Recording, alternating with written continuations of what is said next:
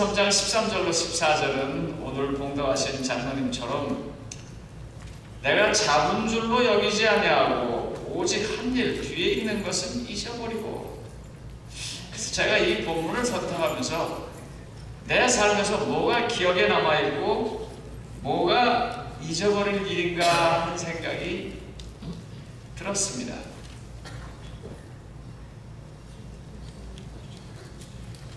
여러분들은 잊고 싶은 일이 혹시 가슴에 있으십니까?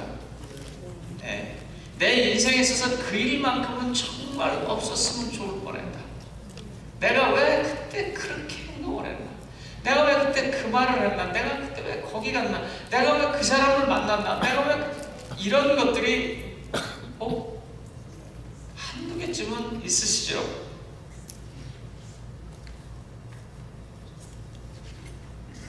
갑자기 그거 생각하니까 얼굴이 뜨뜻해져가지고 지금. 김동준 목사님 오늘 오셨죠? 어디 계세요, 목사님? 예. 목사님 인천 삼육국민학교 교장 선생님 그리고 담임 목사님 하실 때가 제가 국민학교 2학년이었습니다. 부산하고 문으로 안 다니고 창문으로 넘어다니는 학생 중에 하나 있었으니까. 저 가끔 아이고 김 목사님이 제가 단상에 서 있는 걸 보시면 무슨 생각이 드실까? 사람마다 다 지난 날들을 생각하면 아이고 철이 왜 이렇게 내가 그때 없었나? 과연 이런 걸까? 여기서 잊어버린다는 게 이런 걸까? 이 빌립보서 3장 13절로 14절에 이 현대인의 성경은 쉽게 이렇게 표현을 했습니다. 형제 여러분, 나는 그것을 이미 얻었다고 생각하지 않습니다. 이게 뭐가 있는 거예요 지금요. 그러나 이 한 가지 일만은 분명히 하고 있습니다. 즉 뒤에 있는 것은 잊어버리고 앞에 있는 것을 잡으려고 그리스도 예수님 안에서 하나님이 위해서 나를 부르신 부름의 상을 얻으려고 목표를 향해 달려가고 있습니다. 뭐가 있는데 내가 그것을 알고 있는데 그리고 일부 어쩌면 가지고 있을지도 모르는데 문제는 내가 그것을 온전히 내 것이라고 말할 수 없다는 것입니다. 그래서 그걸 얻기 위해서 무섭게 나가는데 그 나가면서 지나치는 뒷일에 대해서는 잊어버리겠다는 것입니다.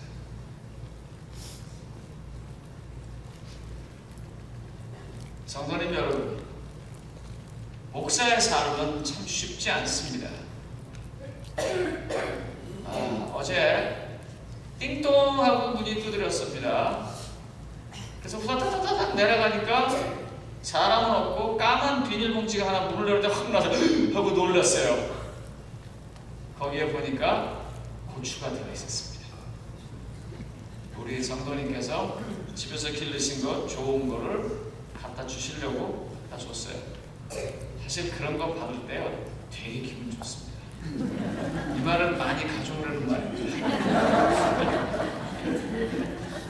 그걸 이렇게 받으면은요 그때 그런 생각이 들어요. 아마 이 어르신이 농사져서 제일 좋은 거 옛날 제사장한테 갖다 드린다는 그런 마음처럼 하나님께 드리는 마음으로 가져왔겠구나. 그러니까 그걸 받으면은요 마음이 확 느껴져요. 굉장히 좋아요. 그런데요 또 거꾸로 어떻게 열심히 잘하려고 했는데도 불구하고 그 묘하게 뭐가 얽힌 사람하고는 결정적인 순간에 이상하게 삐그러져요. 난 절대로 그런 뜻이 아닌데 어떻게 하필 그때 딴 데 쳐다보게 그분이 나를 쳐다봤어요. 그러니까 목사님 나한테 눈도 안 마주친다고. 죽으라고 열심히 인사하다가 딴 사람이 뭐라고 말해서 얘 보고 봤는데 그분 지나면서 나보고 인사 안 한다고. 저 그런 소리 종종 듣고 삽니다.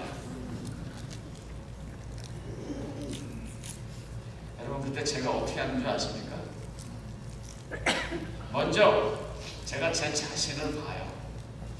내가 진실로 저 사람이 좀 부담스러웠나? 그래서 내가 안 봤나? 그래서 내가 일부러 외면했나? 만약에 그렇다고 그러면 제가 즉시로 가서 잘못했다고 사과합니다. 그런데 그렇지 않으면요, 아니라고 말해놓고는 재민한테 얘기할게요. 배짜가 나 진심으로 안 그런 것이고 내 최선을 다한 건데 내가 어떻게 몇백 명을 다 맞추고 사냐? 난 한 만큼 한 거다. 그러니까 맘대로 해라. 이런 걸까요? 잊어버리는 게? 도대체 뭘 잃어버린다는 겁니까? 그리고 무슨 목표를 향해서 그렇게 열심히 달려간다는 거예요? 먼저 이 빌립보서라는 책을 좀 아셔야지 이 분위기를 타고 갈 수 있습니다. 아시는 것처럼 빌립보서에 보면 여러 번 나라고 말합니다. 그래서 이거 바울이 쓴 것입니다. 학자들에 의하면 바울이 디모데에게 구수라고 디모데가 기록했을 것이라고 추측합니다. 하지만 아무도 모릅니다. 만약에 이걸 에베소에서 썼다면 AD 53년에서 55년, 가이사랴에서 썼다면 56년에서 58년, 그리고 로마에서 썼다면 60년에서 62년 사이에 썼을 것입니다. 왜냐하면 이게 감옥에서 쓴 건데 사도 바울이 3번 이렇게 감옥에 잠깐 있었던 적이 있었거든요. 보통 주류 학자들은 로마에서 썼을 것이라고 생각하고 이걸 옥중서신 중에 제일 마지막에 쓴 책이라고 합니다. 기록 목적은요, 제2차 선교여행 때 빌립보 교회를 세웠고 후에 빌립보에 있는 성도님들이 본인의 사역과 본인을 위해서 많이 도와준 것에 대한 감사의 뜻으로, 그리고 본인의 신앙의 간증의 글로 썼습니다. 그런데요, 참으로 특별한 거는요, 빌립보서가 감옥에서 썼습니다. 혹시 감옥에 가신 분 계십니까? 조상문 장로님. 네. 이러면 이제 성도님 여러분들이 조장모님이 옛날에 전파가 있었구나. 전포시네. 저기한테 뭐 옛날에 조포이셨다는데 아닙니다. 우리 조상문 장모님이 신앙의 양심을 군대에서도 지키려고 거부했기 때문에 신앙적인 이유로 감옥에 가셨습니다. 어떻게 감옥에 가셨을 때 거기가 좋던가요? 아니면 힘드셨던가요? 생각하고 싶지도 않죠? 제일 먼저 들어가서 화장실 옆에서 주무셨죠? 그 화장실 옆에서 자야 합니다. 제일 먼저 들어가서. 제일 먼저 들어왔을 때. 거기 먼저 있는 사람한테 맞아야 합니다. 하기 싫은 일을 해야 합니다. 하루라도 빨리 나가고 싶은 것이 감옥입니다. 그런데요, 성경에서 그리고 바울의 기도 속에서 그리고 빌립보서에서 제일 강렬하게 나타나는 특징이 뭐냐면 기쁨입니다. 아주 특별한 책입니다. 감옥에서 기쁨을 이야기하는, 기쁨이 만끽된 모습을 말하는 것, 이게 빌립보서의 특징입니다. 그래서 빌립보서의 특징은 바울이 가장 행복한 순간을 기술한 것이다라고 말하는 학자들도 있습니다. 왜 그랬습니까? 그가 그의 삶을 정리했기 때문입니다.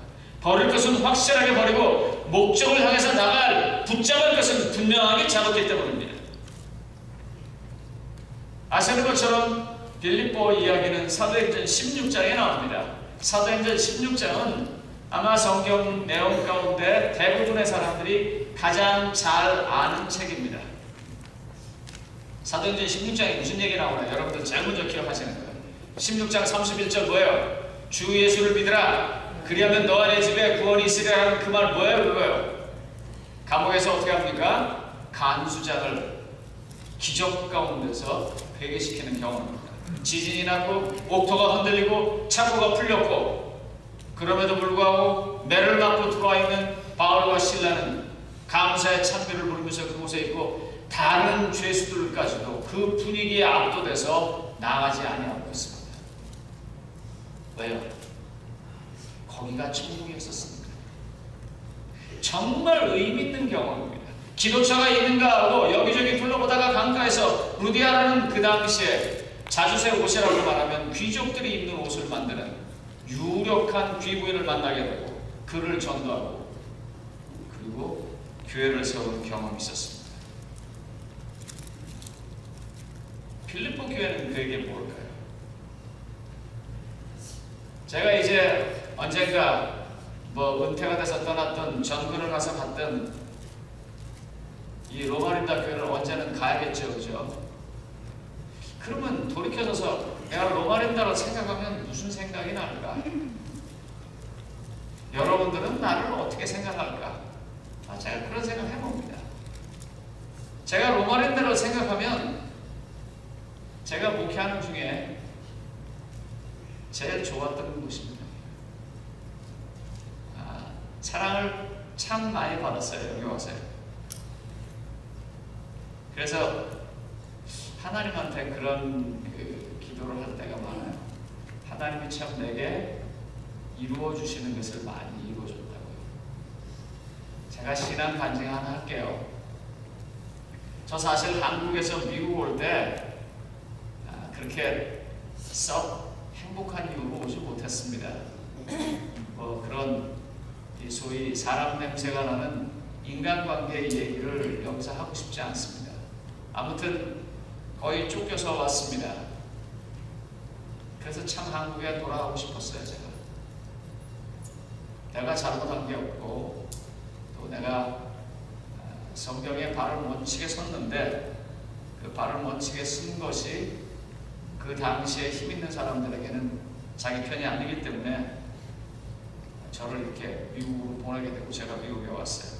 그래서 늘 마음에 그런 게 있었어요. 한국에 한번 다시 돌아가서 나 열심히 좀 사역을 하고 싶다. 나 죽지 않았다. 그런 걸 내가 좀 보여주고 싶다.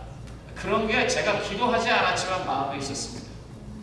그런데 어느 순간에 제가 한 게 있습니다. 제 신앙 간증입니다. 제가 작년과 재작년에 한국에 있는 가장 큰 기관 두 군데에서 와서 집회를 하라고 하는 요청을 받았습니다. 저 사실 그런 요청을 받을 수 있도록 어떤 노력도 하지 않았고 그냥 전 제 일만 열심히 했는데 갑자기 그렇게 됐어요. 그리고 그 두 번의 집회가 하나님 은혜 안에서 잘 이루어졌습니다. 그리고 돌아와서 가만히 생각하니까 이게 이거구나. 하나님께서 제게 마지막 때쯤 내 삶이 내 축복 가운데 있다는 것을 보여주신 증거였었어요. 제가 그런 걸로 굉장히 마음이 평안하고 행복해요. 로마린다 교회는 과연 나를 어떻게 생각할까? 또 내가 로마린다 교회를 어떻게 생각할까? 사도 바울은 빌립보 교회를 생각하면서 지금 이 글을 씁니다.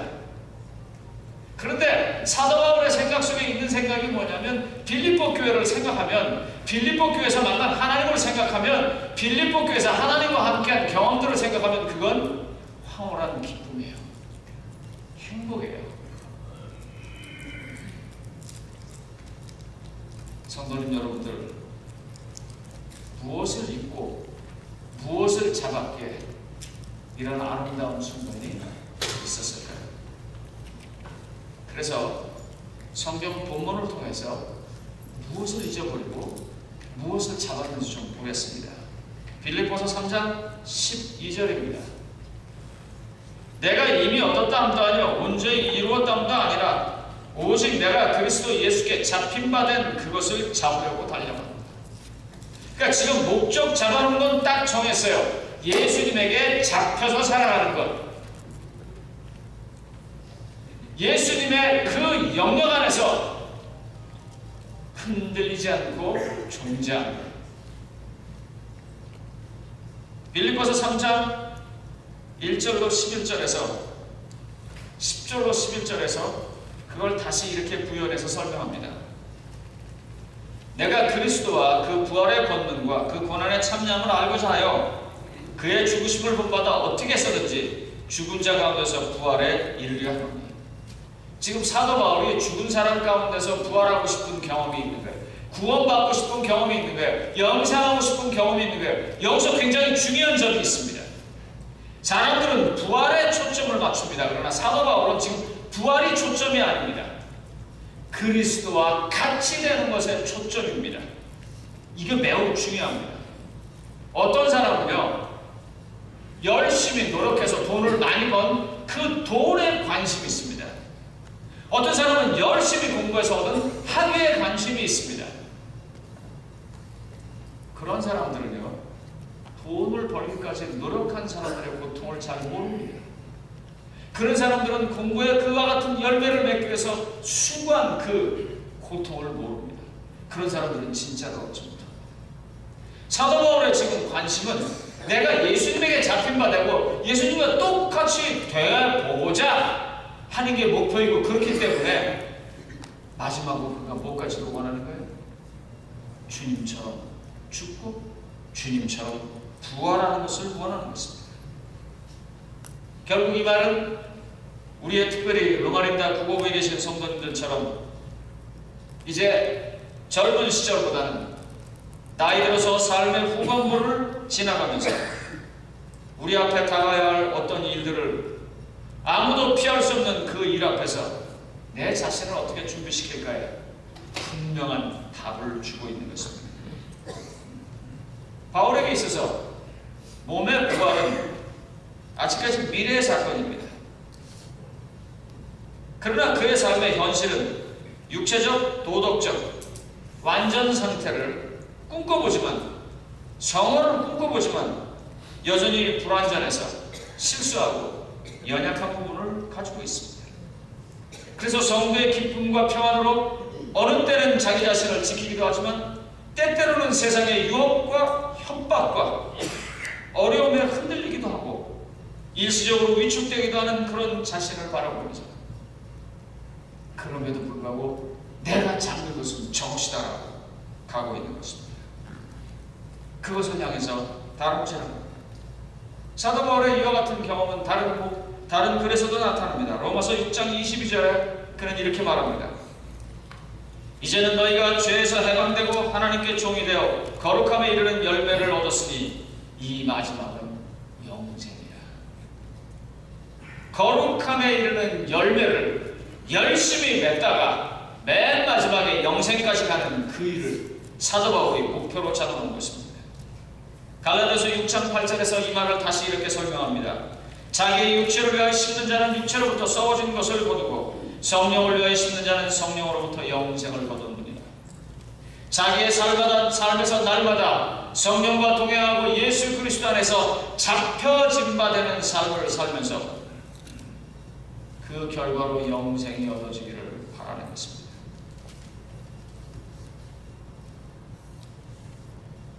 이 얘기는요, 기독교에서 제일 중요한 얘기지만 이 얘기는요, 그리스도께서 가장 재미없는 얘기입니다. 아니 그게 그런데 도대체 내게 와닿지 않으면, 제가 학교 다닐 때 이 얘기만 나오면 신경질이 났어요. 내 속으로 뭐라냐, 선생님들이 모르니까 저 소리 하지. 지금 그걸 얼마나 후회하는지 모릅니다. 제가 잊고 싶은 것 중에 하나가 그런 것입니다. 그리스도의 십자가의 경험이 개인적으로 없었기 때문에 논리적으로 바라보는 내 자신이 그걸 도무지 이해하지 못했던 것이 그렇게 안타까웠습니다. 사도행전 209쪽에 이렇게 말합니다. 사도행전 209쪽이요. 오늘날 하나님의 말씀을 가르치는 사람들이 그리스도의 십자가를 더 높이 지켜든다면 그들의 봉사는 훨씬 더 성공적일 것이다. 죄인들로 열렬히 십자가를 바라보도록 인도한다면, 죄인들로 열렬히 십자가를 바라보도록 인도한다면 십자가에 못 박히신 구주를 충분히 바라볼 수 있다. 그래서 죄의 흉악함의 깊이를 깨닫게 된다면 뭘 버려야 하고 뭘 잡아야 하는지 분명하게 알게 될 것입니다. 그래서 한번 생각해 보세요. 사도 바울의 입장으로 사도 바울은 도대체 뭐가 그렇게 잊고 싶었을까? 사실 이런 거를요, 설교 만들기 전에 한번 좀 이렇게 던져봤으면 좋겠어요. 사도 바울이 뭐가 그렇게 잊고 싶었을까요? 저는 사도 바울에게 트라우마가 있다고 생각합니다. 누구요? 스데반이요. 여러분 사도행전 8장 1절로 2절에 보면은요 이런 말이 나와요. 사울은 그가 죽임당함을 마땅히 여기더라 그랬는데 그날에 예루살렘에 있는 교회에 큰 박해가 있어 사도 외에는 다 유대와 사마리아 모든 땅으로 흩어지니라. 그런데 그 다음 뭐라고 하냐면 경건한 사람들이 스데반을 장사하고 위하여 어떻게 했다고요? 크게 울었다 그랬어요. 지금 여기 교회 어떤 사람이 하나 나와요.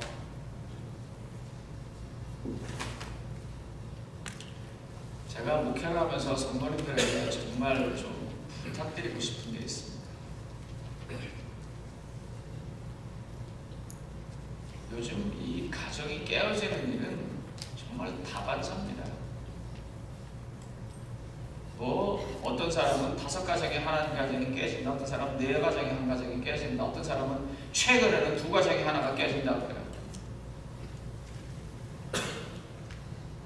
저희 교회는요, 근데 애석하게도 가정이 깨어져서 흔들리고 방황하는 사람이 올 수 있을 만한 교회가 못 돼요.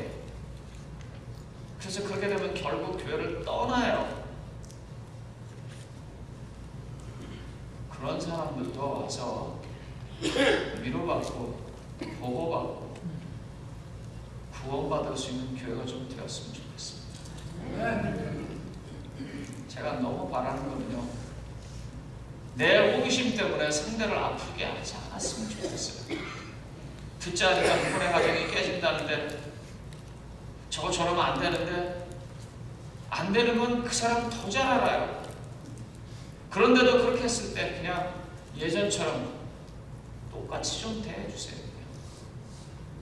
네 마누라 어디 갔냐? 네 남편 어디 갔냐? 너 왜 그러냐? 그러면 안 된다. 성경의 교인이 그러면 안 되지. 그 사람이 10번 100번 생각하고 그 결정하는 거예요. 그냥 가만히 있는 그대로 안아주세요. 받아주시고 내가 아직도 널 사랑하고 네 편이 되어주겠다고 그렇게 말하세요.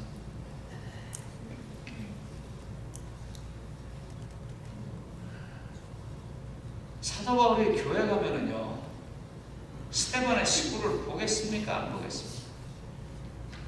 이 당시에 자기가 주축이 돼서 벌어진 이 일 때문에 예루살렘에 많은 사람들이 핍박을 당하고 이사가고 어렵고 도망가고 죽고 잡혀가고 한 그런 일들의 흔적들이 교회 곳곳에 있고요. 사도 바울이 갈 때마다 그거 쉽지 않을 거예요.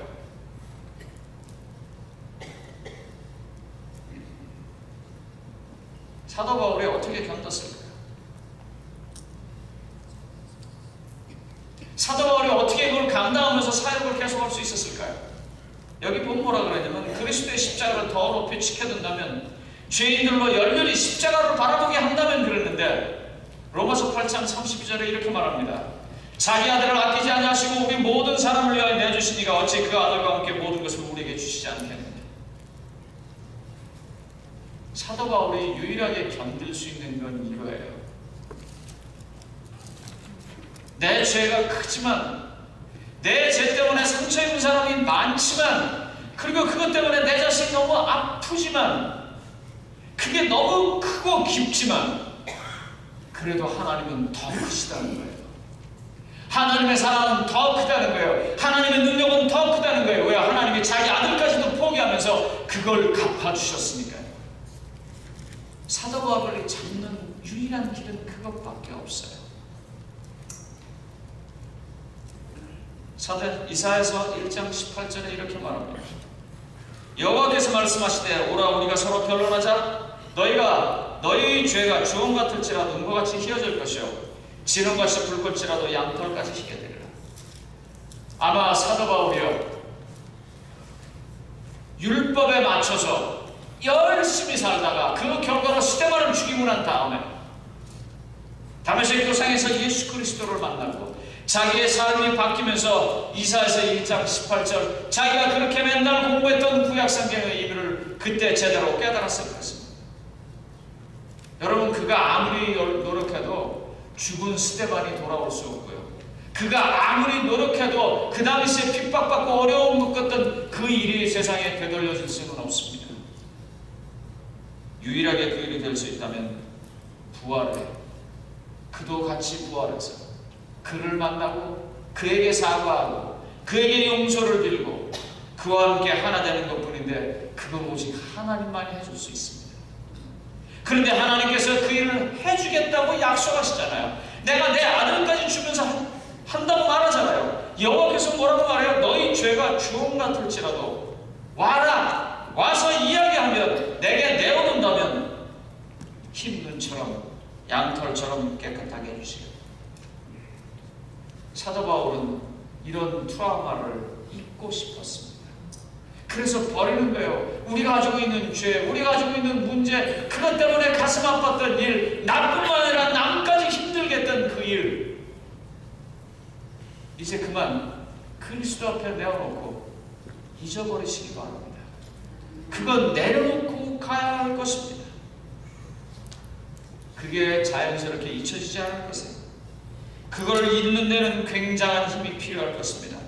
그런데 하나님께서 그것도 주신다고 했습니다. 사도 바울은 그런 것만 잊어야 하나요? 사도 바울은 그거 말고 잊을 게 또 있었어요. 사도행전 14장 12절과 28장 6절에 있는 말씀을 한꺼번에 보겠습니다. 저희 보니까 뭐라고 했어요? 사도 바울이 안진뱅이를 고쳤습니다. 그런데 사람들이 놀라갖고 와 했는데 보니까 바나바는 아주 체격이 쭉 얼굴이 잘생겼어요. 그런데 바울은 말하는데 별로 이 외형은 빛나지 않는데 너무나 말을 잘하는 거예요. 그리고 사람들이 그 앞에 와서 바나바는 제우스라고 하고요.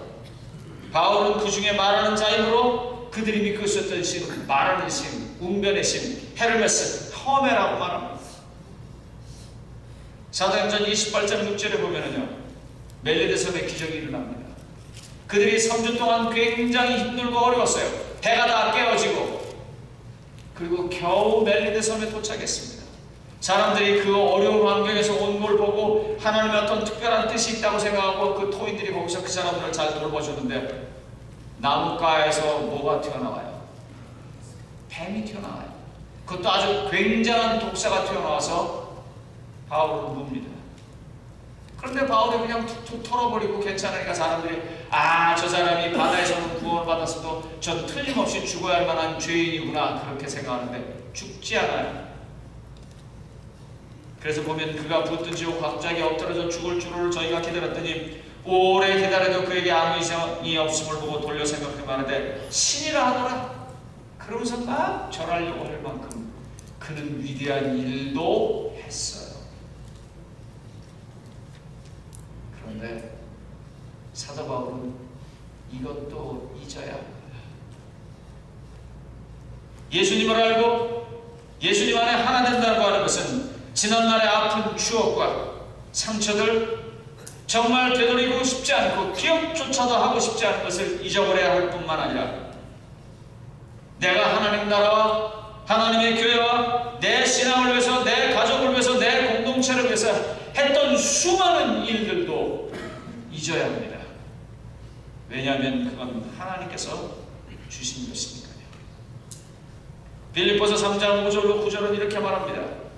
내가 8일 만에 할례를 받고 이스라엘의 족속이요 베냐민 지파요 히브리인 중에 히브리인이요 율법으로는 바리새인이요 열심으로는 교회를 핍박하고 율법의 의로는 흠이 없는 자로라. 그러나 무엇이든지 내가 이익받던 것을 내가 그리스도를 위하여 다 해로 여길 뿐더러 또한 모든 것을 해로 여기면 내 주 그리스도 예수라는 지식이 가장 고상함을 인합니다. 뭐까지 버린다고요? 고상한 지식까지. 잘난 것까지도 주를 위해서 일한 것까지도 왜요? 예수 그리스도만 온전하신 분이 계시기 때문입니다. 그를 위하여 모든 것을 잃어버리고 배설물로 여기면 그리스도를 얻고 그 안에서 발견되려 합니다. 그가 얻으려고 하는 게 뭐라고요? 그리스도 안에서 발견되려고 하는 것입니다. 사진 하나 보여드릴게요. 정재훈 박사입니다. 제가 이 워낙 과학 쪽을 잘 모르기 때문에 뭔진 잘 모르겠습니다. 1986년에 아시는 것처럼 챌린저호가 우주로 떠났습니다. 떠나고 어떻게 됐어요? 발사 1분 12초 만에 중간에 폭발하고 7명의 우주 승무원이 죽었습니다. 그리고 미국이 우주 개발을 그때서부터 한동안 못했어요. 그래서 이때 이제 다 조사를 하니까 그 열 개발 장치가 문제가 있어서 그렇게 됐다. 그래서 나사에서 이 열 개발 장치를 어떻게 바꿔야 일을 제대로 하겠는가 하고 연구하고 제안들을 받았는데 그때 이 정재훈 박사 팀도 거기에 제안서를 냈습니다. 그리고 first 픽이 아니고 third 픽이 됐습니다. 세 번째, 2분의 1의 세 번째 안으로 받아줬어요. 그런데 해보니까 되지 않아서 첫째, 둘째 안은 안 되고 세 번째 안이 정재훈 박사님이 받아들였습니다. 그리고 아시는 것처럼 그 다음 우주 비행선이 무사히 발진할 수 있었어요. 이 사람이 그때부터 굉장히 유명해졌습니다.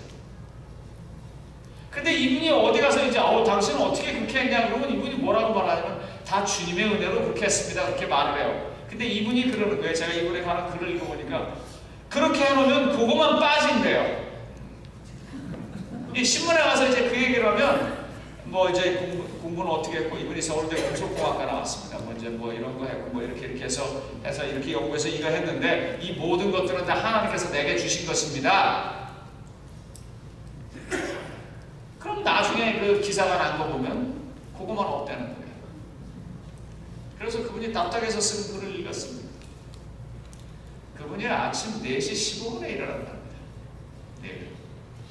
4시 15분에 일어나서 늘 기도를 통해서 자기의 삶을 하나님께 드리고 기도를 통해서 연구한다고 해요.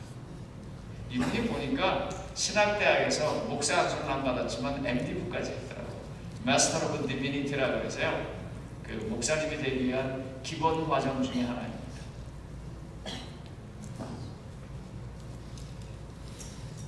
자기는 그렇게 사니까 자기의 위대한 연구가 있었지만 그 위대한 연구가 다 하나님께로부터 온 거를 자기는 아는 거예요.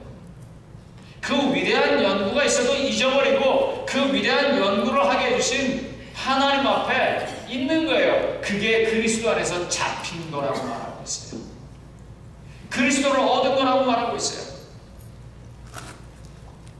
제임스 A. 스미스라고 하는 사람이 습관이 영성이다 하는 책에서 이런 글을 썼습니다. 당신이 사랑하는 바가 당신이다. 당신이 욕망하는 바가 당신이다. 그리고 당신이 예배하는 바가 바로 당신이다. 십자가를 제대로 알고 믿는 사람들은요, 십자가의 그리스도를 예배합니다.